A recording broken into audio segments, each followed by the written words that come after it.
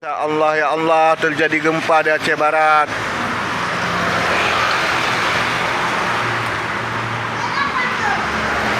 Ya Allah, gempa.